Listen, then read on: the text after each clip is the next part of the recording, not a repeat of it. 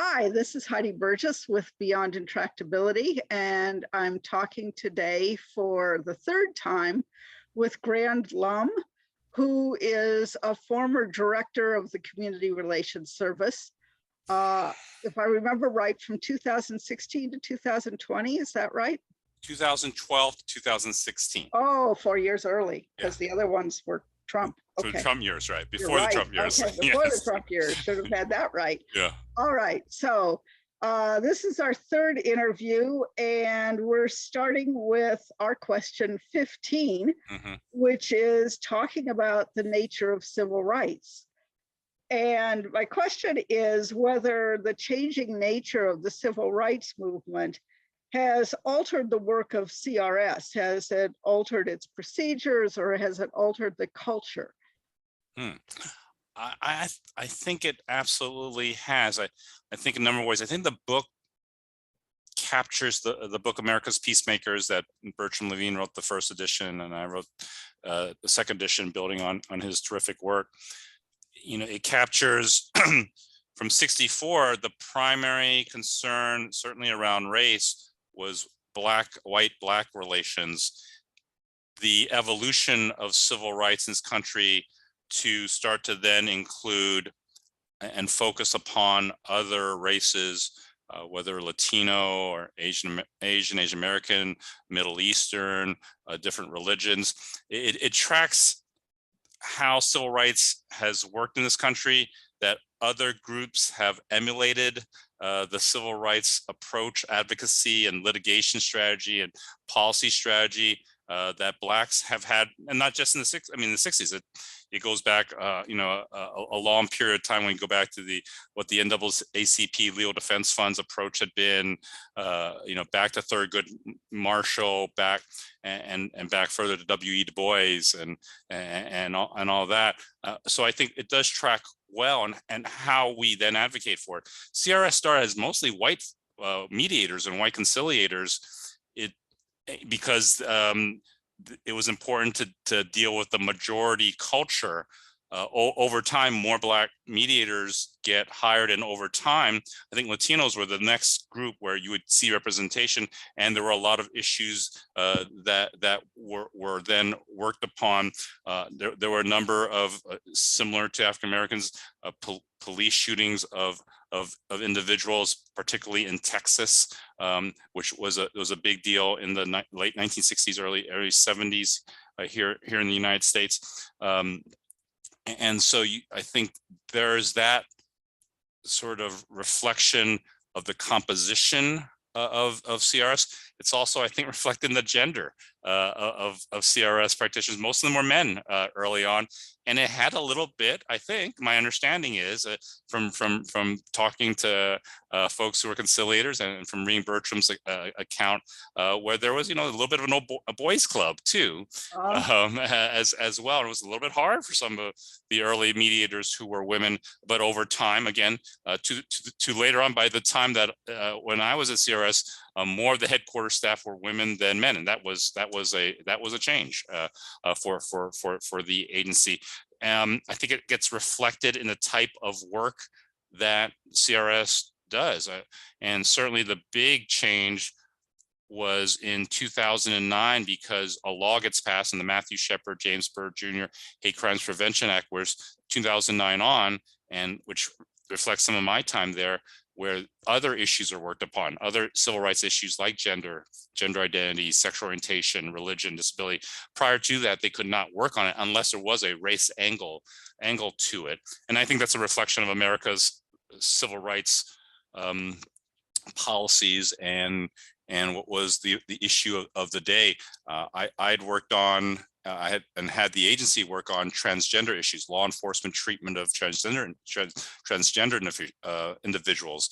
There had been a lot of mistreatment of transgendered individuals in this country by law enforcement, and it wasn't easy to work on at that time.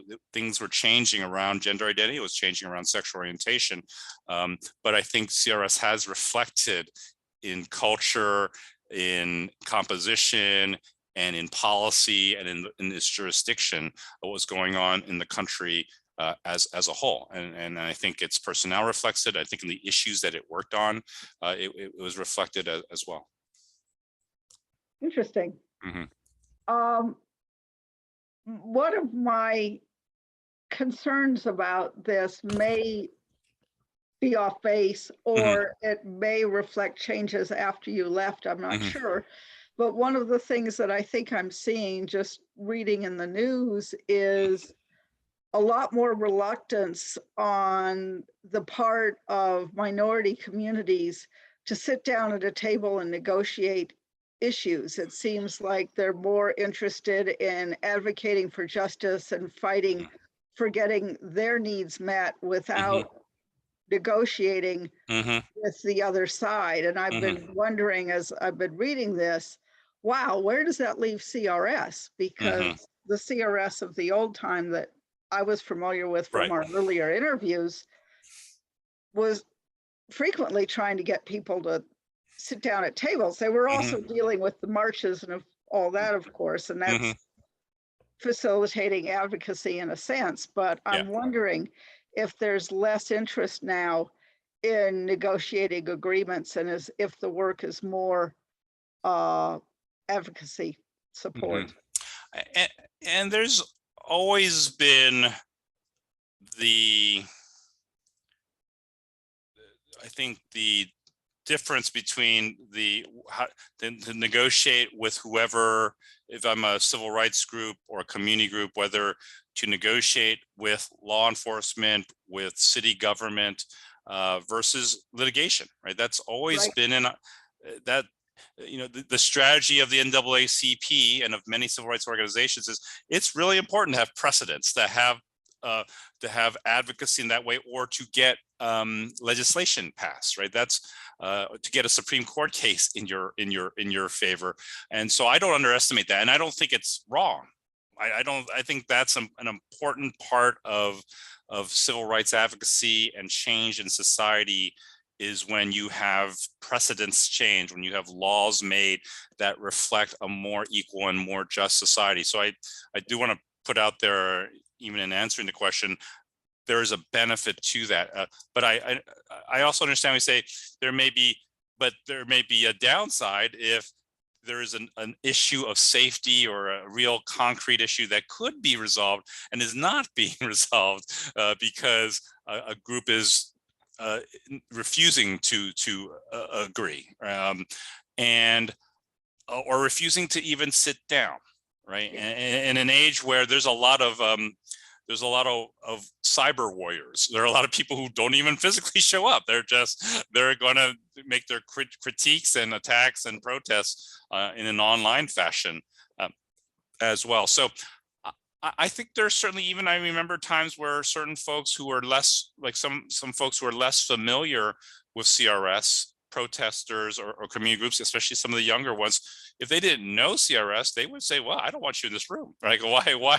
And there, I think like with any mediator, with any facilitator or any third party, you have to build trust and you have to build credibility. Like, are you really going to, I understand the wariness or the suspicion, like, are you here just to maintain the status quo and not really to change anything? Are you just trying to stall? I think they have a good rationale or reason to be suspicious of federal government officials and as such. So I don't think that's a problem. I think CRS conciliators have to prove themselves, whether directly or saying, hey, why don't you go talk to this other group which we worked with, and they'll tell you what the benefit was, and that I think is what helps as well for newer groups and folks that the CRS may not have interacted with here. And there's, even as that's true, I think sometimes mass media focuses on the fight and less on the times when people agree.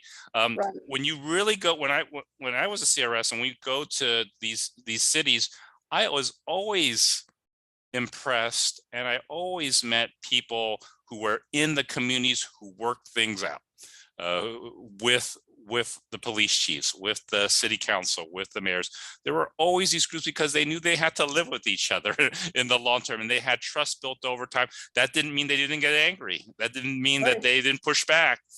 But I've seen civil rights groups, faith, church groups who very strong in cities, even at CRS or since then, when I still do some work on these issues. And so I think that's still my sense is that there's still a lot of space for agreement, a lot of places for it, and lots of benefit. And again, yeah, there are always going to be high profile things where it may not be easy to sit down. And sometimes that may be politically so in those situations where it would be hard for a CRS type group type intervention to happen anyway, right? So things do have to cool down a bit, need to get to a place where it's more ripe for an intervention anyway, is what I would say. But I think it's a terrific question. It's an important question, and I'm sure some of what you say is true, where there are certain types of groups who are not there they are there for a different purpose, and they have a different goal, and yeah, in those situations there may be harder to work with that specific group.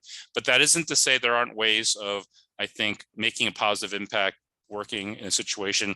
And again, it's a voluntary intervention, and that's what has made it work all these years. Okay.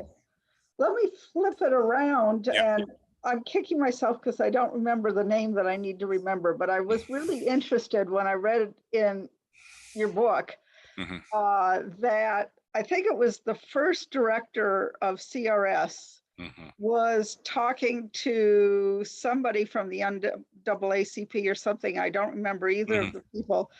And he said that he saw CRS as an extension of the civil rights movement into the federal government. So my first question is, can you remind me of the names? That's Roger Wilkins. That's right. Who was the second director. His uncle was Roy Wilkins, who was a high-level official within the NAACP. And Roger Wilkins had an amazing, astounding career at CRS, later as a columnist and a writer for the Washington Post, wins a Pulitzer for his Watergate coverage, and was a very distinguished career. Was a professor at George Mason. He was professor at George Mason. Yes, he was a professor at George Mason in the history department as well. But did a whole number of things, many things over his career.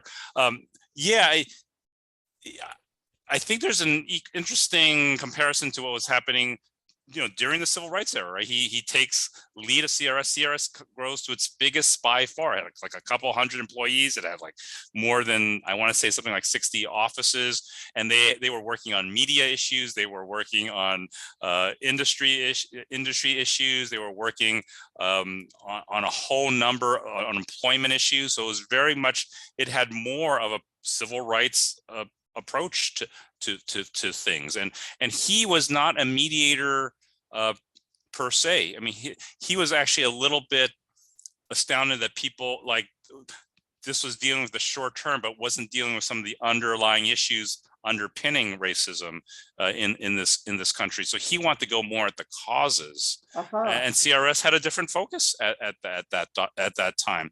That changes in the Nixon administration, where a lot of that it goes away.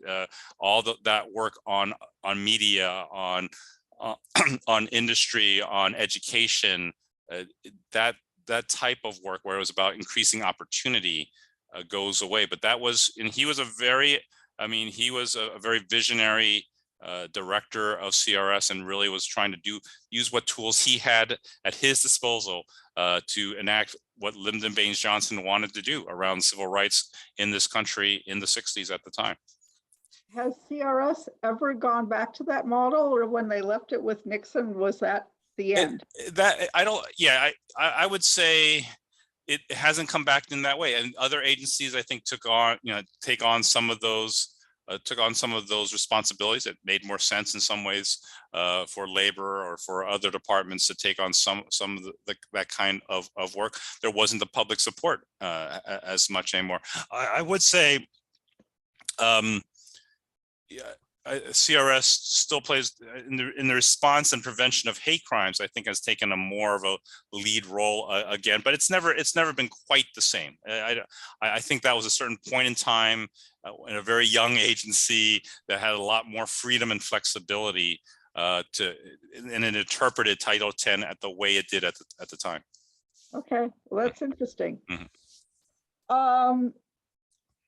We pretty much covered question 16. Mm-hmm. 17 plays right into this about neutrality and trust. Mm-hmm. And this is a question that I added fairly recently after reading Bernie Mayer and Jackie Font Guzman's book, Beyond Neutrality. Mm-hmm. And I maybe am misinterpreting what Bernie said, but I really interpreted him as saying that mediators shouldn't play a neutral role. They should play an advocacy role and come down on the progressive side and make sure that any agreement that somebody comes to upholds progressive values. And I was pretty surprised at that. I have to admit, I haven't finished the book yet, so he may turn around at the end.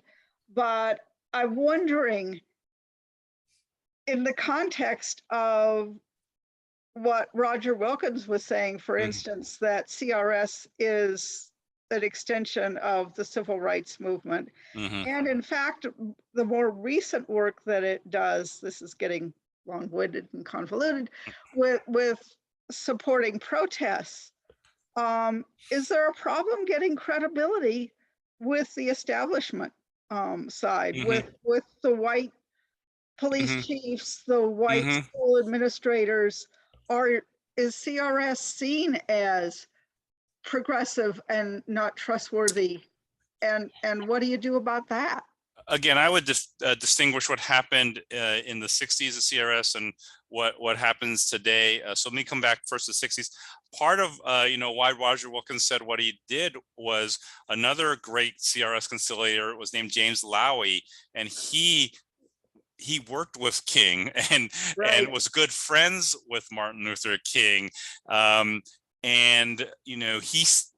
This would not happen today. He stayed at hotels with Andrew Young, one of the protesters. I mean, that's a different time and different place, but there was a huge amount of trust that the civil rights pioneers like King and Andrew Young and others felt toward people at CRS, because Roger Wilkins is the nephew of Roy Wilkins, who's in the NAACP. I think they were entirely ethical. I think they were but they had a different focus and a greater freedom in the situation here. What I have not yet. It is on my reading list. Bernie and Jacqueline's book, and it's certainly, amongst our colleagues, I've certainly heard a lot of conversation about it, and I think it's terrific that they've written this book. And the writing is always eloquent and thoughtful, and sometimes very prescient, I think. Here, what I would say is that Title 10 of the 1964 Act creates CRS. The 1964 Civil Rights Act is a progressive law, maybe the most important law of the 20th century. What is it saying? It's saying that we are not allowing segregation. We are not allowing discrimination. That is a progressive goal. That is a progressive vision of the world. CRS is created by that act and is supposed to help make that law come to fruition as a part of its work. So yeah, I mean, CRS mediators, when they're going in a situation then or today, you're there to facilitate progress and advancement. It is not to prevent it from happening. I mean, so we're part of the 1964 Civil Rights Act. We're part of the Matthew Shepard, James Byrd Jr. to prevent and respond to hate crimes. You're trying to accomplish a socially progressive thing. And so I don't, And my sense is that police chiefs, business officials, establishment figures, they don't have any problems with that, right? They're trying to come to something that they think will benefit the city, benefit that neighborhood. And they understand CRS's, this jurisdiction based on these laws. As long as they are honest brokers, as long as they are acting in a fair, nonpartisan way in help.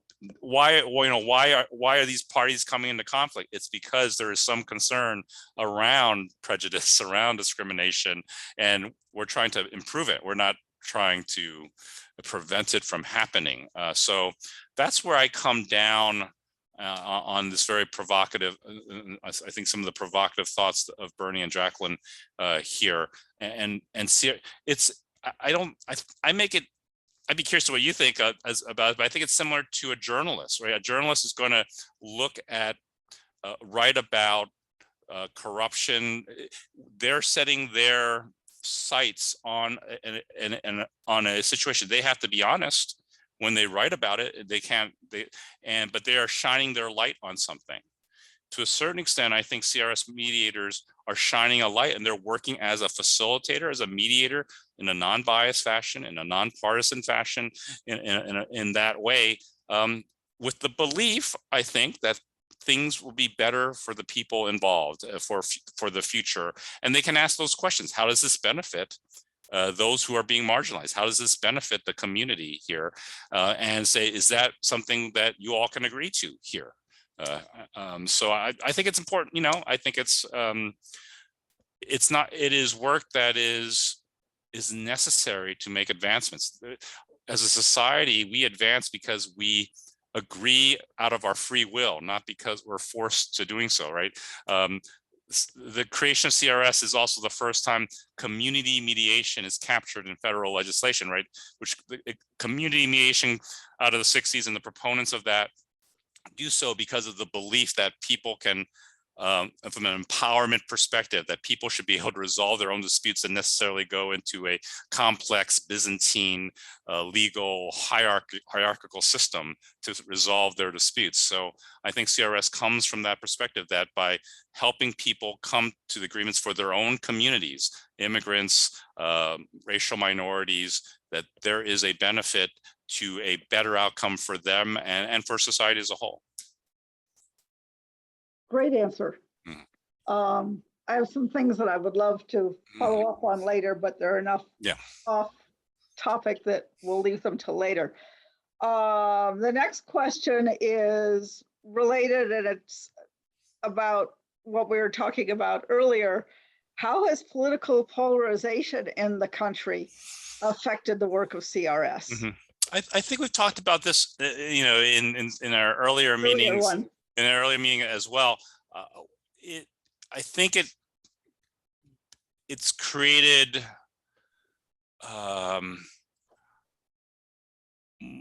more concern because in a politically polarized world, there is this suspicion created of federal government officials, and what side are you on, versus perceiving any agency as being one focused on fairness and justice, even though that's what I think a Department of Justice group like CRS would do. So I think there's more of this gotcha game where groups are trying to find a way to pin the Civil Rights Division, the U.S. Attorney's Office, or CRS's, you're being too whatever. And often too, maybe it might depend on which administration is in which presidential administration is there. And I know there's a question coming down the line there. I think I've shared examples of when during the Obama administration, where there were certain extreme right groups who are trying to attack the president, who's a black man, by then attacking the Attorney General, Eric Holder, who's a black man, and by attacking CRS as a way of attacking Eric Holder. and seeing that, oh, a community group, they must be doing something to facilitate or foment violence somehow. So these are false accusations that are made. So there's this gotcha game of trying to see if a federal agent, a federal employee is doing something that is partisan in some way. I think that's the concern. And what I asked this, I do want to go back for a moment and talk about what you were saying around what mediators do. I think it is hugely important that CRS, that its mediators and conciliators be perceived as nonpartisan. And so you do have to be very careful in what you say and what you do, partly because of the perceptions, but also the reality that you have to be trusted by people of all political stripes. And you also have to be there as an honest broker. And if you're there to mediate, you're there to mediate. You're not there. You cannot be criticized or accused of favoring one side over the other. I think that, at least for a federal agency, a Department of Justice agency, I do want to be very clear on that. I think CRS cannot afford to be seen, perceived, or in any concrete or in any actual way be perceived as favoring one side over the other. I don't think that's, and I don't know how this works with what was in Bernie's and Jacqueline's book, but I think there is a line that is important that you cannot cross. I think that line is the thing that is so important in that book. And I'm pretty sure, although as I say, I haven't finished it yet, I'm about 3/4 through, but I'm pretty sure I come out on the other side of the line from where Bernie's coming out, which really surprised me because we've been friends and colleagues and I've highly respected him and loved his other books, and was surprised that I was coming out so differently on this one. But keeping with the article that we just wrote, I am very interested in engaging the other side and learning from it. So I've got to finish the book, and then I'm going to call Bernie and say, hey, we need to have a talk. So, anyway, I think you were right that we have talked about political polarization before, and we've touched on most of the rest of these, but I want to go back because when I said to you before, I think we've covered this one already, you said, yeah, but I have something more to say. So I want to make sure that we've covered everything. Sounds good. That's great. That's terrific. Much as we can. The next one's on policing, and have there been changes in the nature of police work that have affected CRS?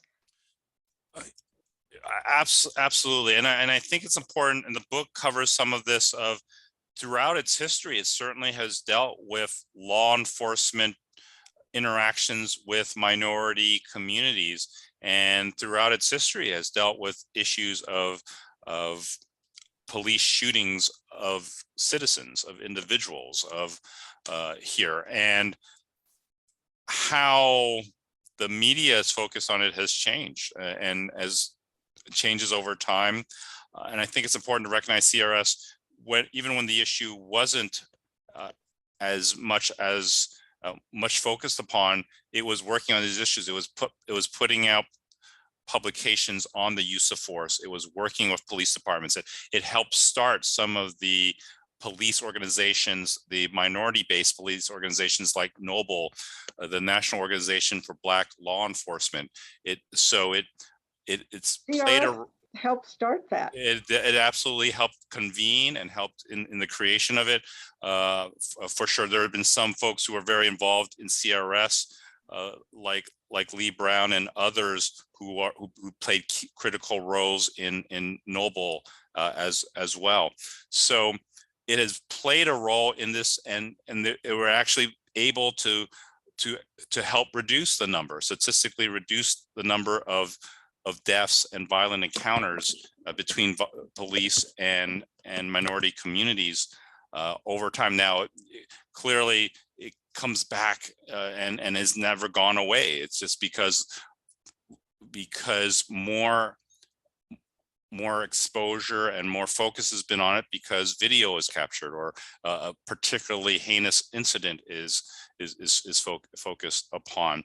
So what I think CRS is able to do depends upon, it does, how CRS is engaged, whether it's engaged, at what level it's engaged. I think the larger culture and the larger way in which a community and a society views it does impact, what CRS does or can do in those situations. I don't think it changes the fact that they'll be engaged and that they'll work to see what's possible, but what's possible is often determined by culture and the context and the situation. Right. Same question for education. Mm-hmm. Yeah, I mean, when desegregation occurred in the public schools in the United States, and also changes in university admittance policy, CRS played a significant role, from the Boston public schools, where Silke Hansen and others play an important role, and then try to apply. CRS works on applying those lessons because the country saw what happened in Boston and didn't want that sort of thing to happen as their schools desegregated, whether in Detroit or Los Angeles or in other places, and CRS plays that role. So depending on what's happening in education, it certainly impacts what CRS is doing at the time. Now, schools today still remain very segregated. There's not the effort that was happening there, so it does impact what CRS can and do, what it can and what it actually does with school districts and with university situations. Mm-hmm. I was actually thinking back to our interview with Silke about Boston, Mm-hmm. when you said that everything that you do is voluntary, mm-hmm. that people aren't being forced to do it. And I was thinking, well, in Boston, they sure were. And they sure saw CRS as the one of the arms of the enforcers there, but that was early on in a different time. It was a unique situation because Judge Garrity is imposing a consent decree and is the court monitor, and asked CRS to work in a situation. So yeah, I mean, it was different, and I think that's right. Though I would say what she was doing was incredibly important and really helped. She facilitated and helped organize some of the Black-White parent councils, right?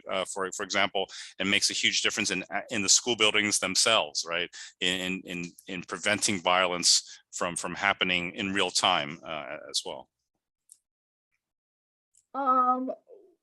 What about administrative changes? And one of the things that I was curious about mm-hmm. is if CRS is going into communities with a Republican administration, mm-hmm. is the assumption that you guys are Republican? And if you're going in with a Democratic administration, is the assumption that you're going to be progressive, or you are assumed to be the same as the administration, or are you seen as independent? I think for the most part, with parties that know CRS, I don't think there's much difference because they have a working relationship with them. I'm sure there's going to be the perception or suspicion, depending on what party is controlling the White House, as to then if someone from Department of Justice, from CRS, shows up. And I think that has to be then worked through, right? The community has to trust that the CRS mediator will work in a nonpartisan, will work in a fashion that doesn't favor any party over the other, for sure. Does CRS ever get pressured by the administration to change what it's doing, what it's focusing on, or its procedures because they don't match up with the philosophy of the administration? I can't speak across every administration. I think to the credit of a number of administrations, there hasn't been that issue, right? Because CRS's work is fairly non-political for the most part. I do think what might happen in a specific administration where that administration wants to lean in, I actually would go to George W. Bush after 9/11, and here's a Republican president, and we have what happens on 9/11, and there's a concern by that administration, by that president, about backlash violence against people who are Muslim or who look Muslim, and to that administration's credit, to that president's credit, basically said to CRS, let's make sure to prevent violence. Let's make sure to do what we can so that we don't have harm done to these communities as a backlash way. So, and that to me is a very positive example, right? Every administration does set priorities, and we are trying to protect people who may be marginalized or may be discriminated against. And an administration should be focused and say, what are you doing on this? How are you? We are going to give you more resources to do something like this.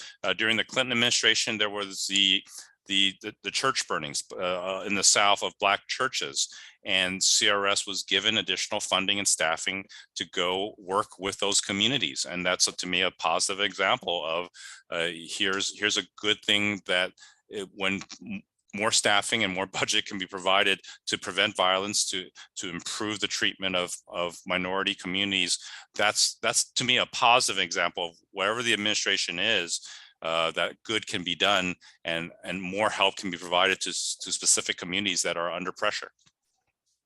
What about the flip side? I know there have been times when CRS's budget has been significantly cut. Mm-hmm. Mm-hmm. Is that because everything's getting cut, or is that because CRS is singled out as doing work that is unnecessary or unhelpful? Yeah, I mean, during the Trump administration, CRS was targeted for elimination based on the Heritage Foundation, based on some of these groups, and they did get their budget reduced, and and so that is a way of preventing work from getting done here, right? I don't think that was appropriate or fair to doing so, but yeah, there could be a negative impact of what an administration values, of what money should be spent upon. And there have been certain administrations who have not valued CRS and not understood the great value that it can bring in a nonpartisan, in a fair way, to help communities work through issues, no matter what what party is in control. This is probably wishful thinking, but was there any change after George Floyd? I don't know. I do. What I would say is, at least in talking to some of the folks at CRS, I think there was a desire to, and CRS folks did go into these communities and to do positive work. So I never heard any negatives, and I should say, of if there was staff available, that staff should go work and do the good work of CRS. There wasn't a budget increase after that. But there was not a budget increase. That's it. Yes, okay. Yeah, that's right. What about interagency issues? You talked some about dealing with different parts of justice. Were there good, easy relationships within other agencies, or were there problems working with other agencies? I felt like I was very fortunate to have worked with other agencies, with the Civil Rights Division, with U.S. attorneys, very constructive, very collaborative means, and I think that's terrific. It's a matter of when you show up at a community, you have to be coordinated, because if you talk to somebody, say I'm from the Department of Justice, and the guy says, "What are you talking about? I just talked to two other people from the Department of Justice," right. And you've got to be coordinated. So what we would do in that regard, we have if it was a community like Ferguson, where there were a number of Department of Justice agencies there, there would be a weekly meeting, sort of a coordination meeting. Let's just make sure everybody knows where everybody is, what everybody is doing, and to be coordinated in that fashion, and to make sure like we're all, what we're doing doesn't impinge, or if there are tensions, let's deal with them. So that is a hugely important thing to do well, for sure. And certainly, at least historically, there were times when there were greater concerns, right? Where that's why the CRS was originally in the Commerce Department.